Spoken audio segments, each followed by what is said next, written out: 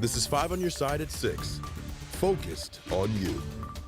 Today, the man who tried to kill a Metro East teenager is out of prison after 17 years. Sam Shelton, who admitted to trying to kill Ashley Reeves in 2006, will be on parole for the next 3 years. It's a story that sparked national attention. Good evening, I'm Mike Bush. And I'm Kelly Jackson in for Ann Allred. The teen was just 17 years old when former teacher Sam Shelton strangled her and left her for dead in a park. 5 on your side's Megan Kernan is here with reaction to his release.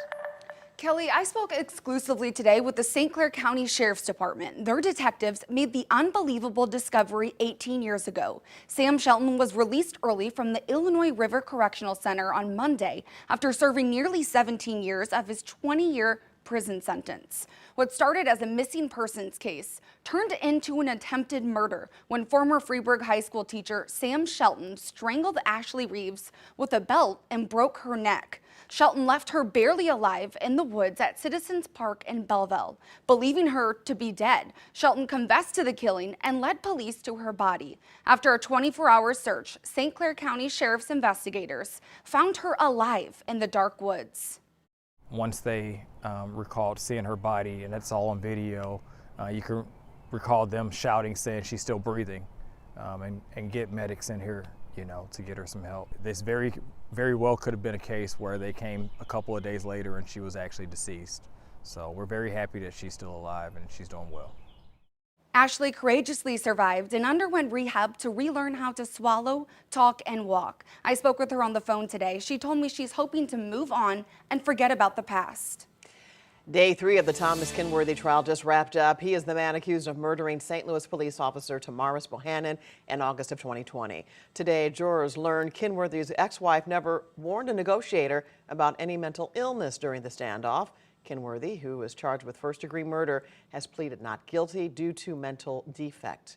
That's why prosecutors and police focused heavily today on how his ex-wife never mentioned that mental illness during the standoff. The trial is scheduled to last through May 3rd. Right now, a home in St. Charles County is severely damaged from a fire. The fire department in New Melle believes a lightning strike sparked that fire yesterday. 5 on your side's Justina Coronel explains why and just how serious the damage was.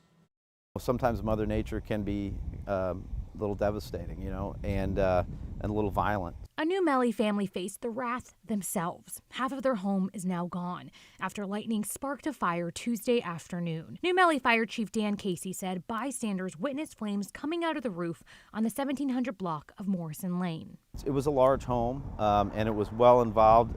Because no one was home, the alarm was delayed. Crews saw this upon arrival. But when we arrived on the scene, we noticed that the chimney had actually been more or less the top of it had exploded and the bricks were laying in the front yard on our arrival. So that was an indication that possibly it had been struck by lightning. No one was home, but firefighters realized another family member was inside. They were able to locate one dog. Right when they found it, the ceiling had collapsed.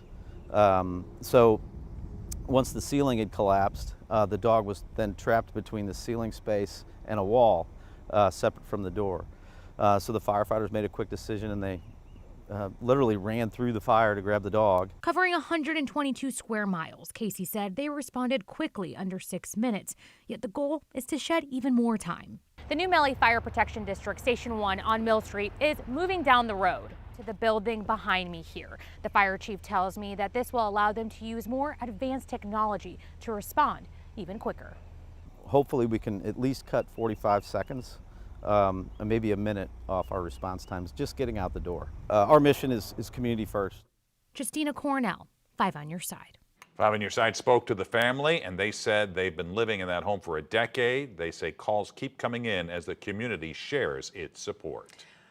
Well, more storms are headed our way this week. Weather first, meteorologist Jim Castillo's in for Scott tonight. And Jim, when should we expect this severe weather? Well, Kelly, that first chance will be Friday, and it looks like later Friday. Now, the morning we might actually have some storms in the area on Friday, but the severe stuff looks later. Now, tomorrow, it's to the west of us here, that orange area, numerous severe cells. But here's Friday morning. you can see that shower thunderstorm activity in the region. Again, thunderstorms Friday morning, but we're not expecting that severe weather until we get into later in the day and into the night here as more humid air and unstable air comes into play. So Friday, the morning showers and storms early, not severe. Then in the afternoon and evening between 4 and 11, maybe even a little bit after 11, intense storms are possible. And any kind of severe weather threat is also possible. And here's Friday. Most of the area is in yellow, especially in western portions of the area. So we'll keep our eyes on this, plus talk about Sunday. Another chance of severe weather coming up in Maine weather in just a few minutes.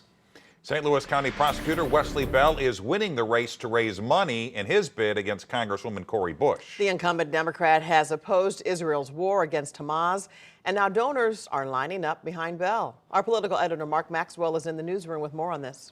Big money from some big names is pouring into campaign coffers here in St. Louis as Wesley Bell and Cori Bush prepare for the final 100-day stretch in this contentious primary. The race is already exposing some deep dividing lines in the Democratic Party. When she officially launched her campaign for a third term, I need y'all to make it clear that they're trying to buy this seat. Congresswoman Cori Bush called out a group trying to defeat her. It's called AIPAC. New campaign filings with the Federal Election Commission show AIPAC's Super PAC funneled $4.1 million to congressional candidates last month, including $387,000 to Wesley Bell's campaign. The contributions boosted Bell's campaign war chest up to $1.7 million in total donations, with $1.1 million left to spend. Bush tried to paint AIPAC and its campaign operations as partisan. Those groups take money from mostly Republicans. But spending records show 63% of its money goes to Democrats. Are there any groups of people that you would decline a campaign contribution from? You know, we would have to take that on a case by case. Since this December interview, Bell has reported contributions from St. Louis billionaire David Stewart from Worldwide Technologies, hedge fund billionaire Daniel Loeb, and LinkedIn founder Reid Hoffman, a major Biden donor, who also helped fund Nikki Haley's primary campaign against Donald Trump. This is the sandbox that we play in. We have to raise money. Prolific donors to Bush's campaign includes the Squad Victory Fund, Progressive Voices for Peace, and NBA star Kyrie Irving, who was suspended by the Brooklyn Nets 2 years ago for failure to disavow anti-Semitism, a topic Bush addressed in January. You heard the progressive Jews of St. Louis up here. They understand my congresswoman is not anti-Semitic. Bush voted against sending Israel $26 billion in military aid as it expands airstrikes in Lebanon and as college students protest Israel's ongoing war with Hamas. This is not about anti-Semitism. This is not about whether I hate Jewish people or not, because I absolutely don't. What it is about is white supremacy. Bush's team calls Wesley Bell a Trojan horse, in their words, working to, quote, sell out St. Louis. We've learned that Wesley Bell's campaign has reached out to try and begin conversations about arranging a debate between the two. No indication from Cori Bush's team that she'll agree to one. Modernizing notary services, why it is about to be easier for Illinois residents to get a document notarized. Air pollution report cards are out, the grades areas in our community receive for air quality. It's back on track. You'll start to see the Del Mar Loop trolley starting tomorrow. Everything you need to know about riding and how it impacts the economy. That story Thursday morning on Today in St. Louis, starting at 4 a.m.